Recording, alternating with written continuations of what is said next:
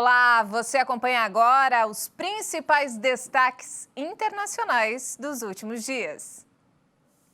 Um estudo mostrou que a vacina Covaxin apontou eficácia de quase 80%. A pesquisa é uma pré-publicação ainda sem aprovação por revistas especializadas. A vacina Covaxin apresentou uma eficácia global de 77,8% contra a Covid-19 em ensaio de fase 3. O estudo recrutou mais de 24 mil pessoas de 18 a 98 anos em 25 hospitais da Índia. Foram aplicadas 2 doses da Covaxin, com um intervalo de 4 semanas entre elas. Durante a pesquisa, 130 pessoas desenvolveram a Covid de forma sintomática, pelo menos 2 semanas após a segunda dose. Entre esses casos, 24 estavam entre os vacinados e 106 no grupo placebo. Também foram registrados 16 casos graves de Covid, sendo 1 de vacinado com a Covaxin e 15 com placebo.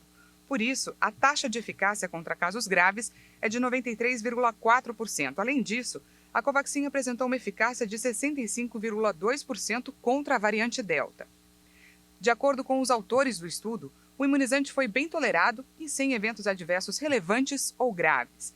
Os dados foram divulgados em uma pré-publicação que aguarda a revisão de outros cientistas e a aceitação por revistas especializadas. A Universidade de Oxford vai testar uma nova versão de sua vacina contra a Covid, que vai ser aplicada como spray nasal. Se aprovada, deve ser a primeira vacina anti-Covid a ser dada a humanos pelo nariz. 54 voluntários selecionados vão receber até 445 libras, o que dá cerca de R$ 3.200. E para participar, é preciso ter entre 18 e 55 anos de idade, além de morar a menos de 1 hora de distância da Universidade de Oxford, que fica no Reino Unido. O voluntário também não pode ter sido vacinado contra a Covid ou ter tomado uma vacina de vetor viral. O imunizante é o mesmo que já foi desenvolvido pela universidade em parceria com a empresa AstraZeneca. Se aprovada, vai ser a primeira vacina contra a Covid a ser aplicada em humanos pelo nariz. Essa nova versão pode melhorar a proteção contra a infecção e a transmissão, além de ter a vantagem de não exigir agulha. O principal objetivo das vacinas anti-Covid hoje é evitar os casos graves e mortes pela doença, mas vários estudos já apontam que elas também são capazes de frear a transmissão. O ensaio vai durar em torno de 4 meses e durante esse período, os voluntários vão fazer testes de Covid e exames de sangue. Os participantes também devem dar informações sobre os sintomas pós-vacinação.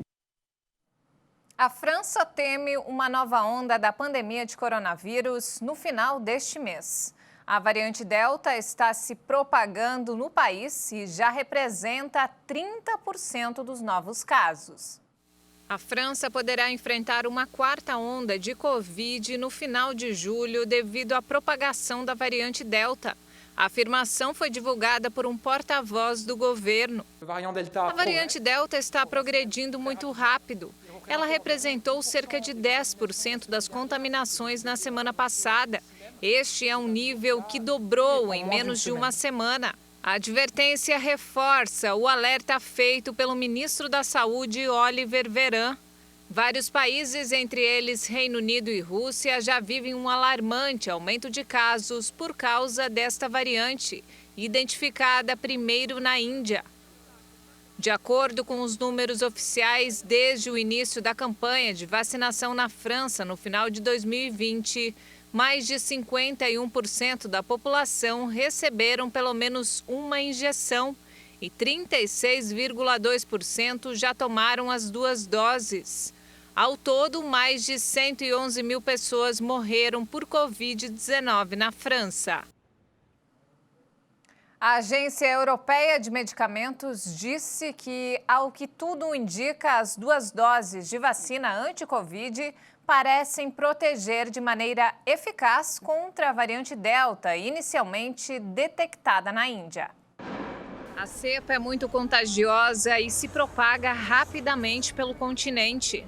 Estamos cientes das preocupações causadas pela rápida disseminação da variante Delta e de outras cepas.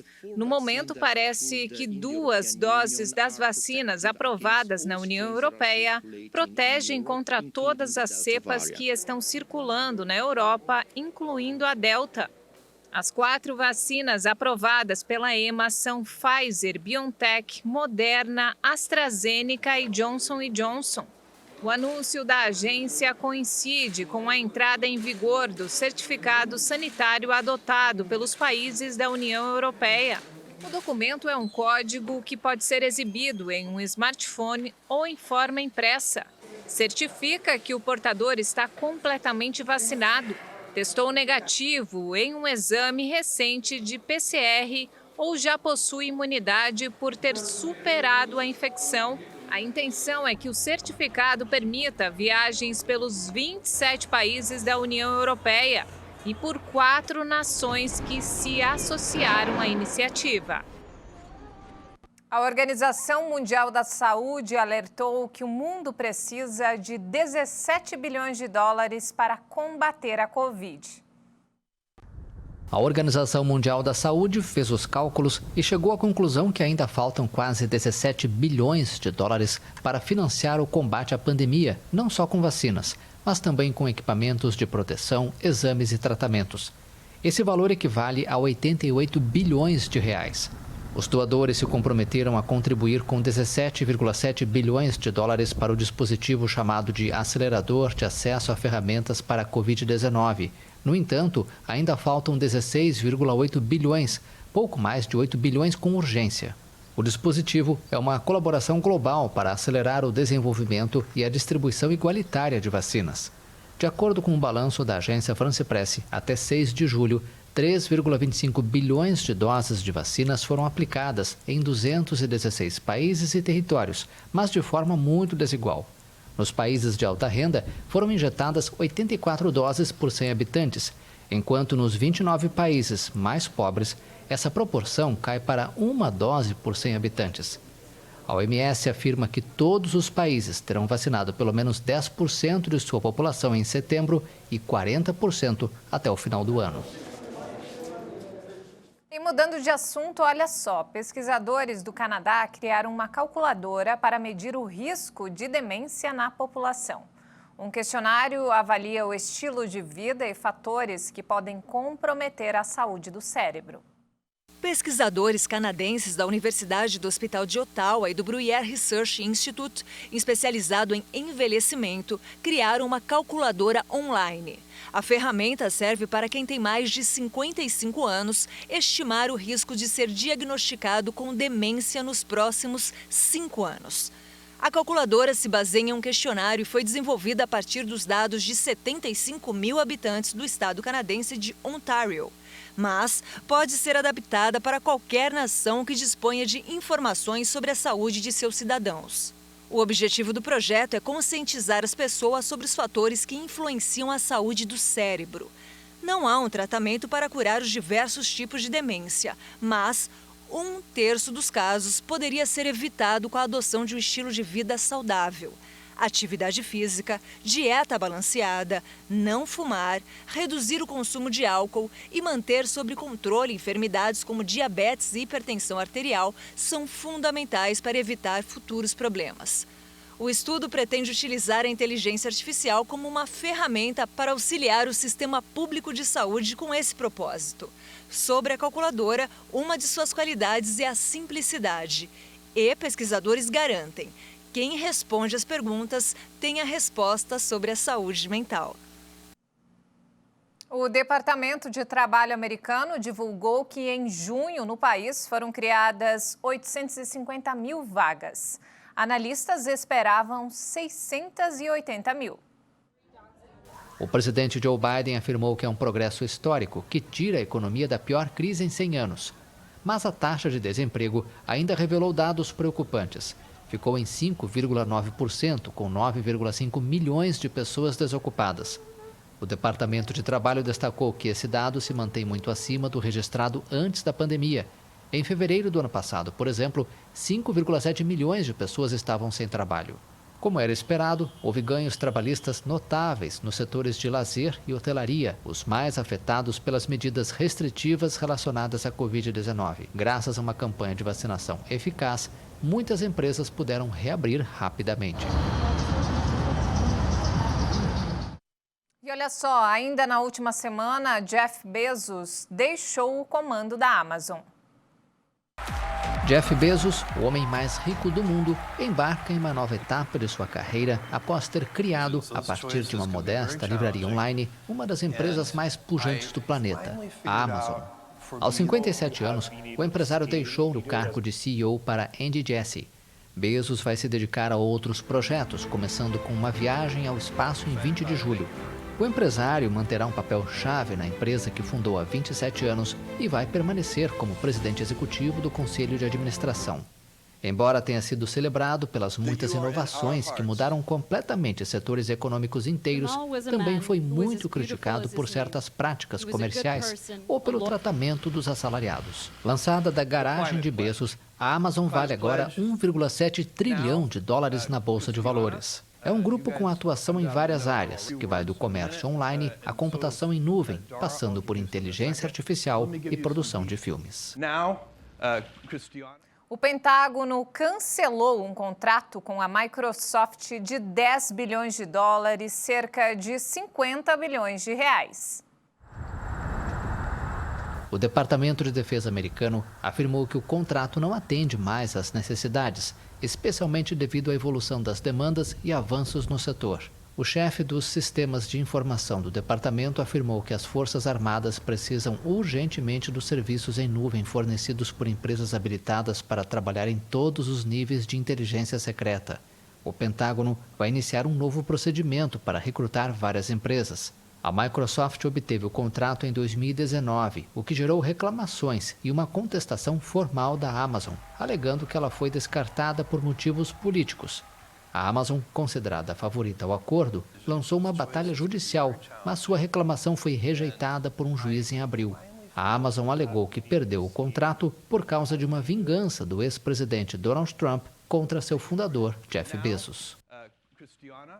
E agora vamos falar sobre esporte. As autoridades da capital japonesa anunciaram o cancelamento do revezamento da tocha olímpica nas vias públicas de Tóquio.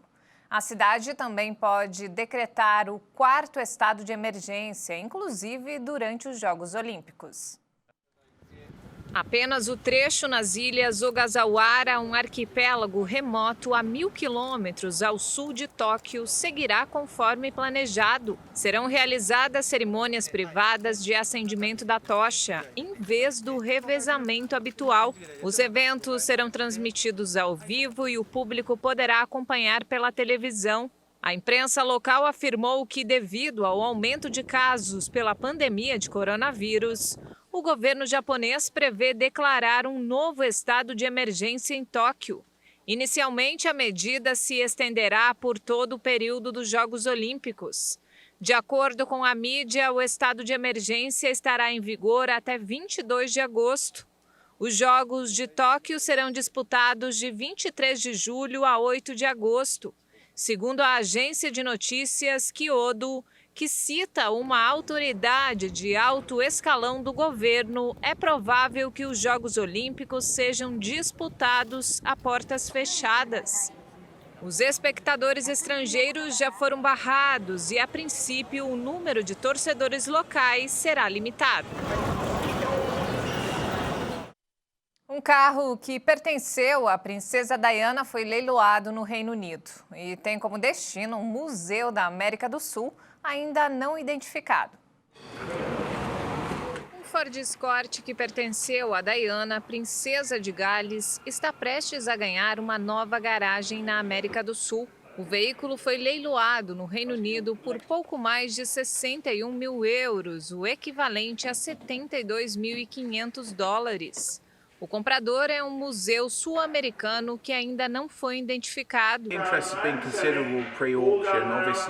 O interesse foi considerável antes do leilão e, obviamente, terminar na América do Sul é uma prova do nível de interesse mundial que houve pelo carro. recebemos consultas e cobertura da imprensa de todo o mundo, o que também é um atestado do legado sempre duradouro de Diana. O carro ainda tem placa e pintura originais. Lady Di ganhou este sedã cinza claro como presente de noivado do príncipe Charles em maio de 1981, 2 meses antes de seu casamento. Pouco depois, ao dar à luz o príncipe William em 1982, Diana parou de usar o carro, comprado por um antiquário por 6.000 libras, em torno de 8.300 dólares. Desde o início dos anos 2000, o carro pertence a um fã da família real que raramente dirige o veículo e, inclusive, nunca havia contado a história para os próprios amigos. E para encerrar, olha só essa história. Na Argentina, uma cachorrinha sem raça definida virou heroína da família, após salvar a vida da sua colega canina idosa que quase se afogou na piscina.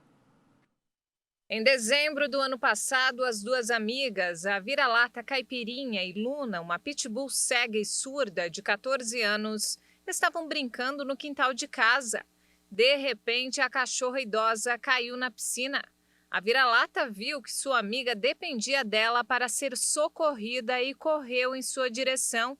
Sem saber o que fazer, ficou agitada, circulando ao redor da piscina, como se estivesse buscando uma maneira de socorrer o animal.